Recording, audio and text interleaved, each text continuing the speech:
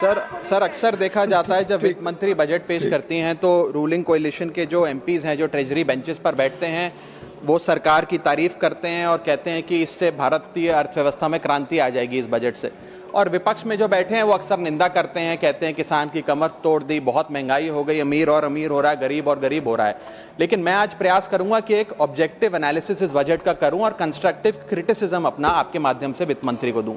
So the title of my speech is The Good, the Bad and the Way Forward. 4 good things that I found in this budget, 4 bad things that I found in this budget, and 4 innovative suggestions to the Honorable Finance Minister.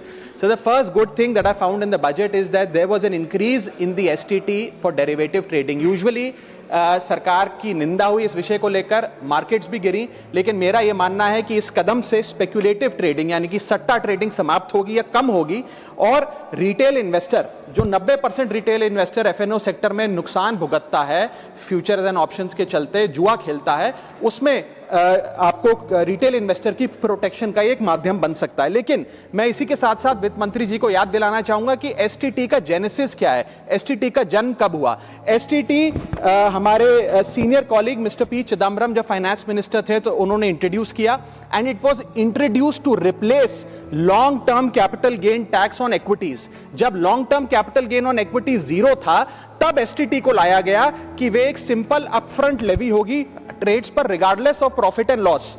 लेकिन अब सरकार ने long term capital gain tax भी लगा दिया, STT भी लगा दिया, और रिटेल इन्वेस्टर को और तमाम इन्वेस्टर्स को एक प्रकार से डिसइंसेंटिवाइज किया। मैं एक सुझाव लाया हूं सरकार के लिए जिससे long term house hold earnings बढ़ेंगी, वेल्थ क्रिएशन होगा, और वेल्थ पार्किंग रियल एस्टेट और गोल्ड के सेक्टर से निकलकर इक्विटीज में आएगी, और स्पेक्युलेटिव ट्रेडिंग और कम होगी, और long term investment behaviour investors का बढ़ेगा। वो की है कि long term capital gain tax on equities should be made nil in this country for individual investors. दुनिया की कई ऐसे देश हैं जिसके अंदर long term capital gain tax equities पे खास तौर पे शून्य है, जैसे कि Switzerland, Singapore, UAE, New Zealand, Hong Kong, Qatar, Malaysia. मैं चाहूंगा कि जब एसटीटी बढ़ाया जा रहा है तो इसी बजट में ही long term capital gain tax को जीरो किया जाए। सर मेरा दूसरा जो मैं सरकार के बजट को एक्नॉलेज करना चाहूंगा वो ये है कि कैपेक्स के जो एक्सपेंडिचर एलोकेशन होता है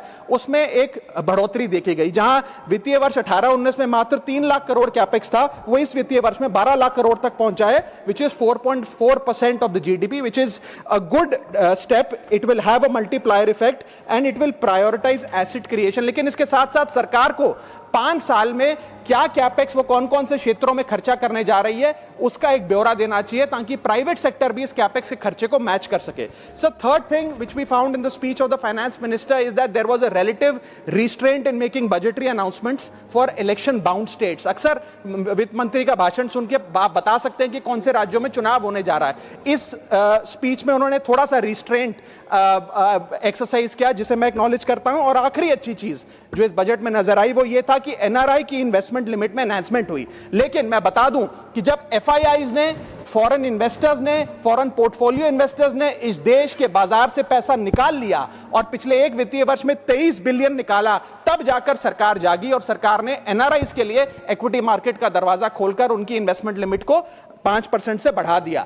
इसमें कोई दो राय नहीं है कि इससे इन्वेस्टर्स 32 मिलियन एनआरआई इन्वेस्टर्स को अब भारतीय बाजार में पैसा डालने का मौका मिलेगा। लेकिन इसी के साथ साथ सरकार को इस पर भी गौर फरमाना चाहिए कि क्यों फॉरेन इन्वेस्टर्स भारत से पैसा निकाल कर बाजार को छोड़कर जा रहे हैं। Sir now I come to the bad part of the budget. First thing is the debt to GDP crisis.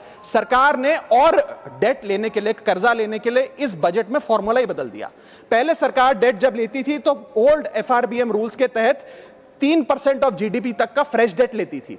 इस बजट में सरकार ने उस फॉर्मूले को बदलकर कहा कि टोटल सरकार का डेट जीडीपी का 50% होगा और उस सीमा में हम डेट लेंगे। यानी कि they want to play on the denominator effect. For example एक साल बजट अगर हमारा जीडीपी 12% से ग्रो करता है तो उस साल सरकार खूब सारा डेट लेके सरकार पे कर्जा लाद सकती है, जो कि फिस्कल डेफिसिट 4.5, 6.5, 5% तक भी पहुंच सकता है। सर, इसी के साथ साथ मैं बताना चाहूंगा कि आज सरकार कहती है कि हमारा डेट टू जीडीपी रेशियो 56% है, लेकिन ये गलत है, क्योंकि बहुत सारे ऑफ बैलेंस शीट आइटम्स हैं जिसे सरकार डेट में दिखाती ही नहीं है, जैसे कि FCI bonds, OMC bonds, fertilizer, NHAI, NFSS, यानी कि तमाम तरीके के ऐसे कर्जे हैं सरकार के ऊपर जो सरकार अपनी बैलेंस शीट में नहीं दिखाती है। सर, मैं सरकार को आपके माध्यम से यह रिक्वेस्ट करना चाहूंगा कि